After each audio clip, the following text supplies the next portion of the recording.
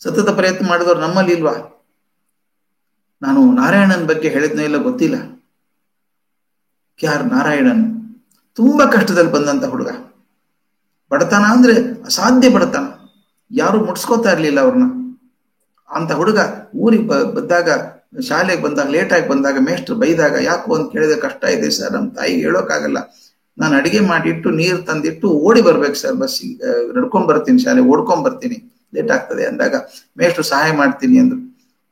ಆ ಮನುಷ್ಯ ಕಷ್ಟಪಟ್ಟದ್ದು ಎಷ್ಟರಲ್ಲಿ ಪ್ರಯತ್ನ ಮಾಡಿದ್ದು, ಕೊನೆಗೆ ಉಪರಾಷ್ಟ್ರಪತಿ ಆದ್ರು. ಮೊದಲು ಭಾರತದ ರಾಯಭಾರಿ ಆದ್ರು, ಅಮೆರಿಕಕ್ಕೆ ಉಪರಾಷ್ಟ್ರಪತಿ ಆದ್ರು, ರಾಷ್ಟ್ರಪತಿ ಆದ್ರು. ಸಣ್ಣದ ಸಾಧನೆ ಅದು, ಅಸಾಧ್ಯ ಸಾಧನೆ ಅಲ್ವಾ? ಎಲ್ಲಿಂದ ಎಲ್ಲಿಗೆ ಪ್ರಯಾಣ ಇದು? ಇದಾದದ್ದು ಸತತ ಪ್ರಯತ್ನದಿಂದ ಆದಂತಹದ್ದು. ಇನ್ನೊಬ್ಬ ಹುಡುಗ, ಮಹಾರಾಷ್ಟ್ರದ ಹುಡುಗ, ಪುಟ್ಟ ಹುಡುಗ, ಅದು ಹಾಗೇನೆ ಅತ್ಯಂತ ಬಡತನ. ಅಮ್ಮ ಕೆಲಸ ಮಾಡೋದ್ರ ಜೊತೆಗೆ ಹೂ ತಂದು ಮಾಲೆ ಕಟ್ತಾ ಇದ್ಲು.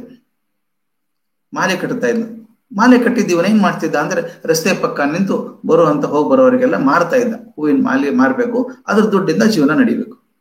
ಶಾಲೆ ಕಲೀಲಿಲ್ಲ ಜಾಸ್ತಿ, 4ನೇ ಕ್ಲಾಸು 5ನೇ ಕ್ಲಾಸು ಓದಿರ್ಬೇಕು.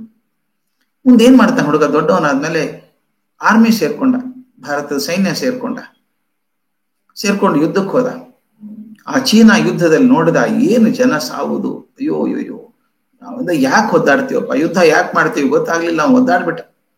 ಯುದ್ಧ ಮುಗೀತು, ನೌಕರಿ ಕಾಯಂ ಇಲ್ಲ, ಒಂದು ಟೆಂಪರರಿ ತಗೊಂಡಿದ್ದಾರೆ. ಮುಂದೆ ಏನ್ ಗತಿ ನಂದು?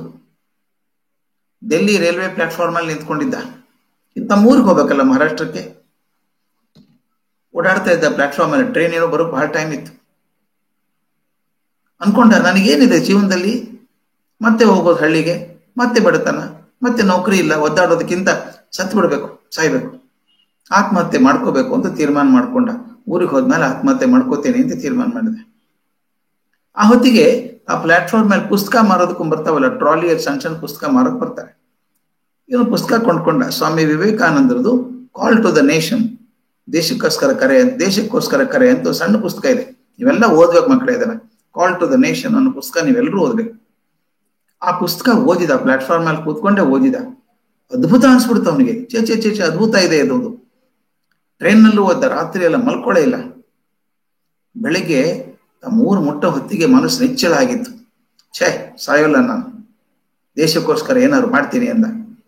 ಅವನು ಬದುಕಿದ್ದದ್ದು ಒಂದು ದೇವಸ್ಥಾನದ ಪಕ್ಕ ಒಂದು ಕೋಣೆಯಲ್ಲಿ, ಅಲ್ಲೇ ಉಳ್ಕೊಂಡ. ಮದುವೆ ಆಗ್ಲಿಲ್ಲ, ಹಠ ಹಿಡಿದ, ದೇವಸ್ಥಾನ ಸ್ವಚ್ಛ ಮಾಡಿದ. ಸುತ್ತಮುತ್ತಲು ಯಾರು ಬೀಡಿ ಸಿಗರೇಟ್ ಸೇದೋಂಗಿಲ್ಲ ಅಂದ. ಕುಡಿತ ಕಮ್ಮಿ ಮಾಡ್ಬೇಕು ಅಂದ. ಊರಲ್ಲೆಲ್ಲ ಹೋದ, ತಂಬಾಕು ಹಾಕೋಬೇಡಿ, ಗುಟ್ಕಾ ಹಾಕೋಬೇಡಿ, ಸಿಗರೇಟ್ ಸೇದ್ಬೇಡಿ, ಕುಡಿಬೇಡಿ ಅಂತ ಹೇಳಿ ಶುರು ಮಾಡದ ಎಲ್ಲಾರ್ಗು. ಒಂದ್ ರೀತಿ ಚಳವಳಿ ಆದಂಗ ಆಗ್ಬಿಡ್ತು. ಅವನಿಂದ ಜನ ಬರೋಕ್ ಶುರು ಆದ್ರು. ಆ ಚಳವಳಿ ಎಷ್ಟು ದೊಡ್ಡದಾಯ್ತು ಅಂತಂದ್ರೆ, ಮಹಾರಾಷ್ಟ್ರದ ಮುಖ್ಯಮಂತ್ರಿ ಕೂಡ ಅವನ್ ಕರೆದು ಮಾತಾಡ್ಸಿದ್ರು, ಏನಪ್ಪಾ ಏನ್ ಮಾಡ್ಬೇಕಂತೀರಿ ಹೇಳಿ ಅಂತ. ಮುಂದೆ ಆತ ದೊಡ್ಡವನಾಗಿ ದೆಹಲಿಯಲ್ಲಿ ಉಪವಾಸ ಕೂತ್ಕೊಂಡ್ರೆ ಪ್ರಧಾನಮಂತ್ರಿ ಹೋಗಿ ಮಾತಾಡಿಸ್ಬೇಕು, ಆ ತರ ಆಯ್ತು. ಪ್ರಾಮಾಣಿಕತೆಗೆ ಮತ್ತೊಂದು ಹೆಸರಾದವರು ಅಣ್ಣಾ ಹಜಾರೆ ಅವರು. ನಿಮ್ಗೆ ಗೊತ್ತ ಅವ್ರ ಹೆಸರು? ಅಣ್ಣಾ ಹಜಾರೆ ದೊಡ್ಡವರಾದದ್ದು ಹೇಗೆ? ಇವತ್ತಿಗೂ ಕಷ್ಟಪಡ್ತಾರೆ, ಇವತ್ತಿಗೂ ಪ್ರಯತ್ನ ಮಾಡ್ತಾರೆ. ಪ್ರತಿಯೊಂದು ಮತ್ತೊಬ್ಬರಾದ್ರೆ ಹೋಗ್ಬಿಡ್ರಿ, ನಮ್ಗೇನ್ ಮಾಡೋದು, ದೇಶದ ವ್ಯವಹಾರ ಅಂತ ಅನ್ನೋಂಗಿಲ್ಲ. ಪ್ರತಿಯೊಂದ್ರಲ್ಲೂ ಆಸಕ್ತಿ ತೋರಿಸ್ತಾರೆ. ಯಾಕಂದ್ರೆ ನನ್ನ ದೇಶ ಇದು, ನನ್ನ ದೇಶ ಚೆನ್ನಾಗಿ ಆಗ್ಬೇಕು ಅಂತ. ಮಕ್ಕಳೇ, ಇಂಥವ್ರು ನಿಮ್ ಮಾದರಿ ಆಗ್ಬೇಕು. ಯಾರು ದೇಶಕ್ಕೋಸ್ಕರ, ಪ್ರಾಮಾಣಿಕತೆಗೋಸ್ಕರ, ಭ್ರಷ್ಟಾಚಾರದ ವಿರುದ್ಧ, ದುಷ್ಟ ಚಟಗಳ ವಿರುದ್ಧ ಹೋರಾಡುವಂತ ಮನುಷ್ಯ ಇದ್ದಾರಲ್ಲ, ಅಣ್ಣಾ ಹಜಾರೆ, ಅವ್ರನ್ನ ಬಲಪಡಿಸ್ಬೇಕಾದದ್ದು ನಮ್ಮ ಧರ್ಮ. ಅವ್ರನ್ನ ಗಟ್ಟಿ ಮಾಡ್ಬೇಕು. ಅವ್ರು ನೋಡಿ ಎಲ್ಲಿಂದ ಎಲ್ಲಿಗೆ ಪ್ರಯಾಣ ಆದ್ದು, ಇದೆಲ್ಲ ಆದದ್ದು ಸತತವಾದ ಪ್ರಯತ್ನದಿಂದ.